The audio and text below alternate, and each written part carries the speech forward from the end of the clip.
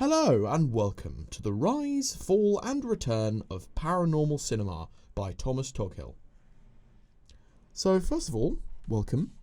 As a general statement, I'd say paranormal films are an absolute integral part of not just the film industry, but pop culture. And it has been for hundreds of years. It has been the stories of ghosts and ghouls and the afterlife have been told for centuries. But how did they get to the culturally significant point of how they are today? Well, today we are going to be talking about that. So, part 1, the ghost-obsessed Victorians. The first sort of remnants, or the first sort of glimmers that we see in not just film, but in general, in just general pop culture of ghosts and ghouls becoming popular, is the ghost craze of the mid to late 1800s. Now, for some reason,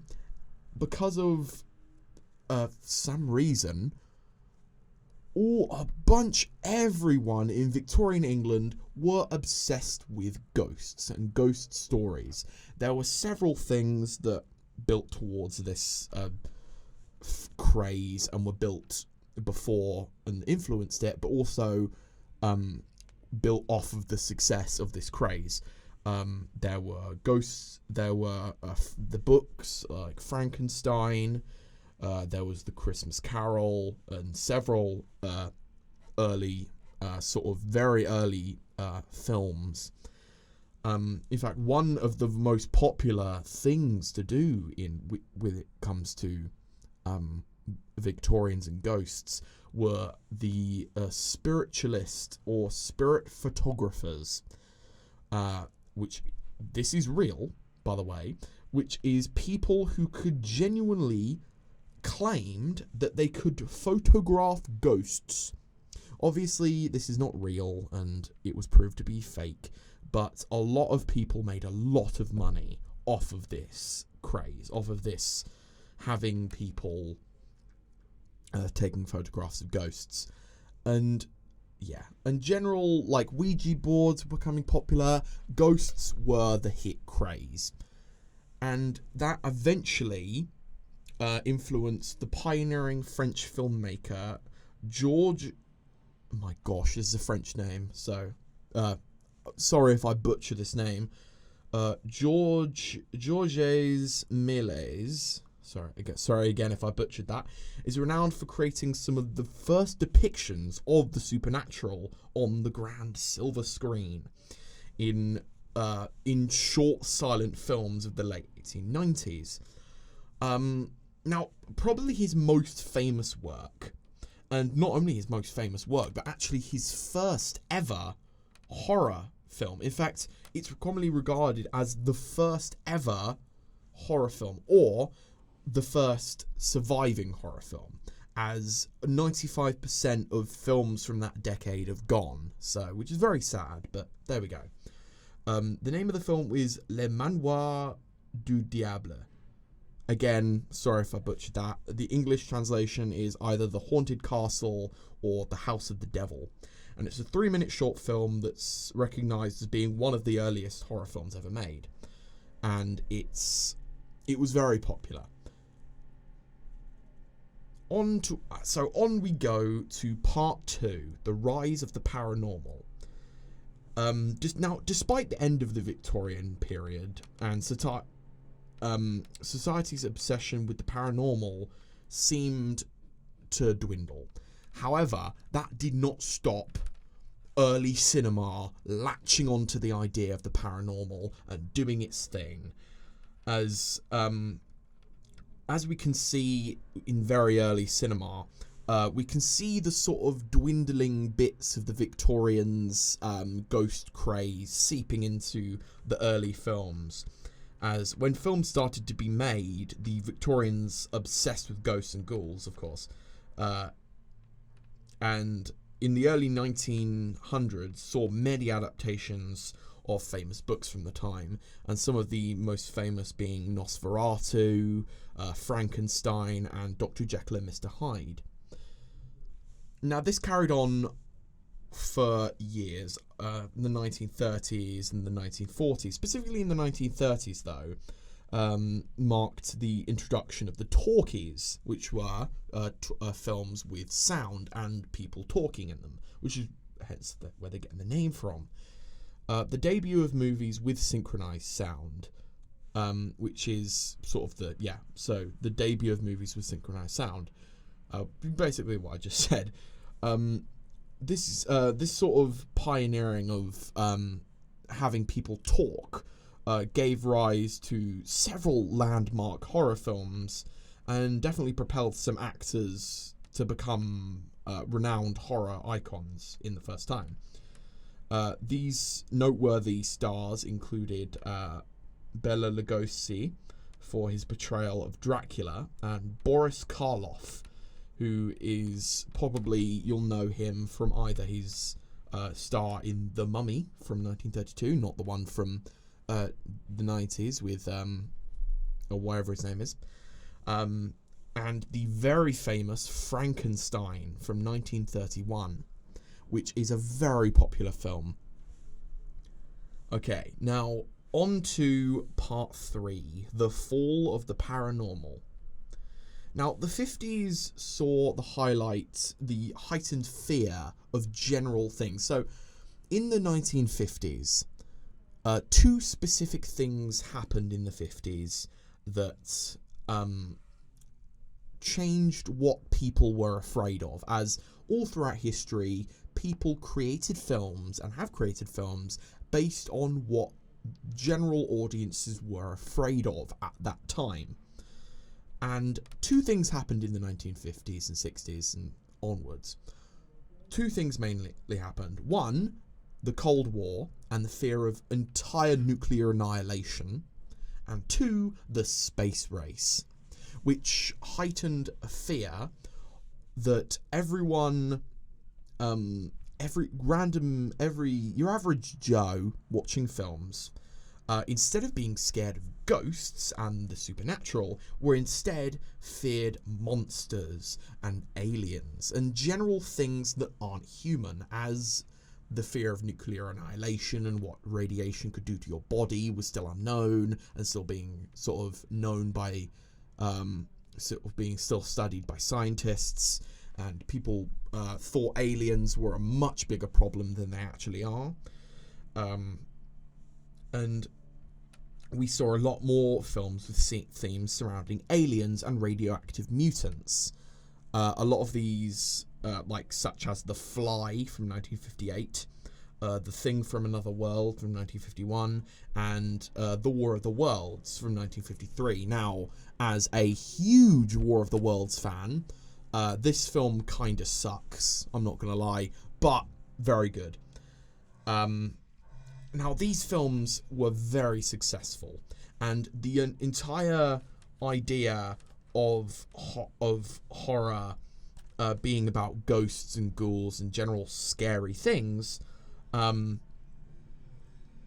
sort of dwindled. The idea of ghosts and ghouls sort of, no one was making films about ghosts anymore, and the sterilization of the paranormal genre, and it sort of led on to the sterilization of the genre, as it seems like every film in this decade, from the 50s up until like the early to mid 90s, up until like the 90s, all these films seem to be focused on ghouls and, well, not ghouls, like aliens and things that aren't human, subhuman beings. And people sort of started looking away from what we know as, as scary film, as what we know as, like, ghosts, rather. I lost my words, I'm sorry about that. What we know as ghosts. That was until, and up until 1999, the the genre of like it was stale, and there was and we thought that films about ghosts were a thing of the past.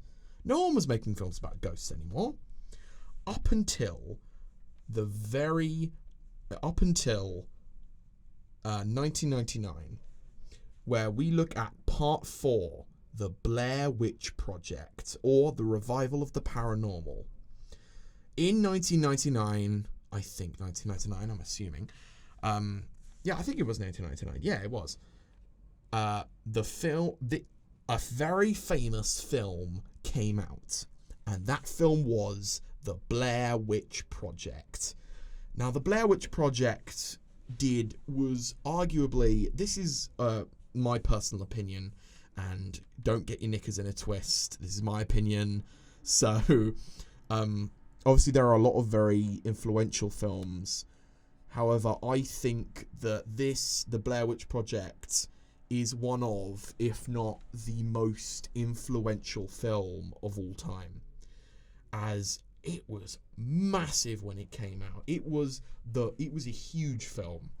It did two main things to the film industry, not just with paranormal, but it did major things with the film industry. As not only did it changed everything.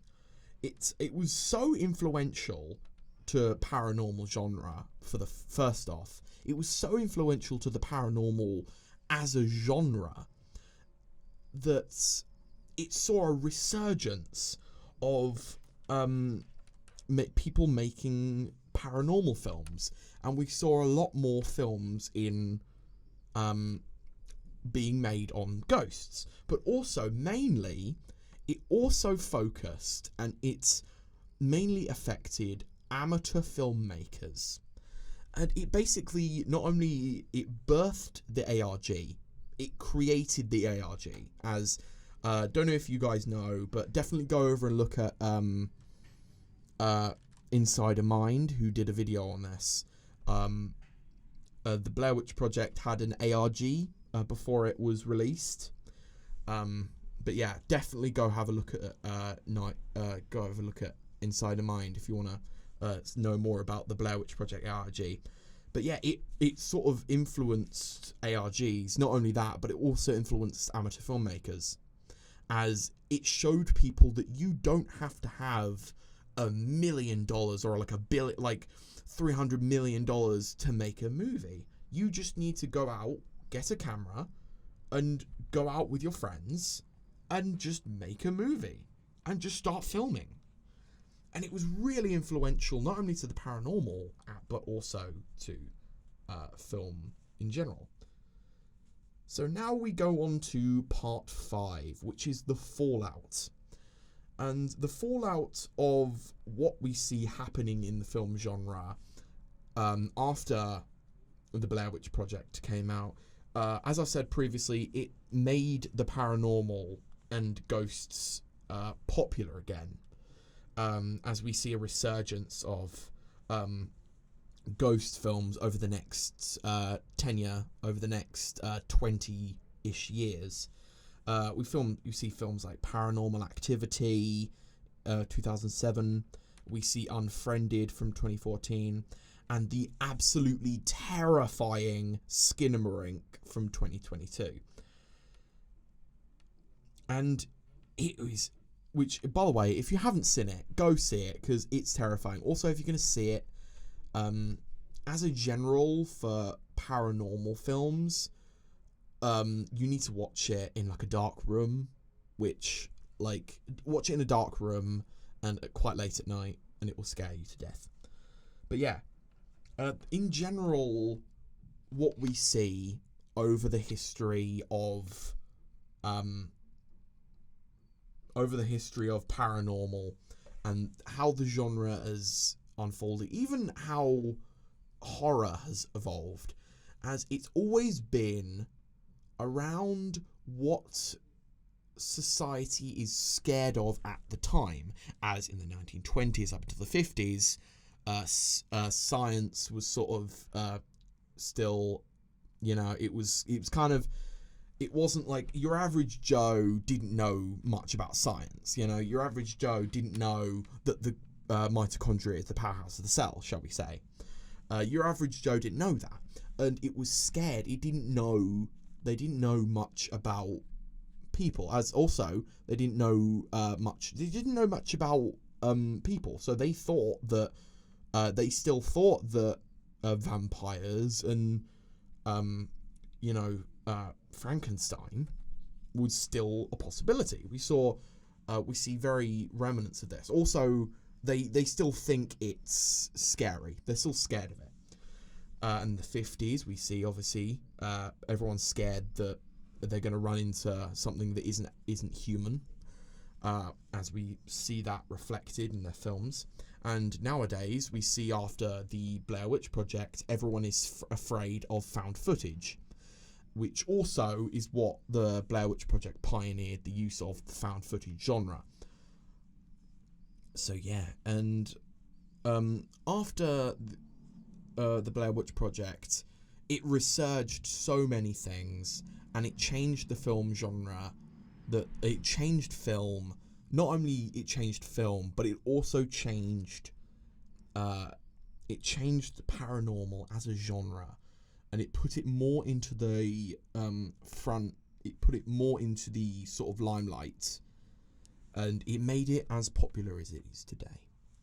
Okay, so thank you very much for listening to this.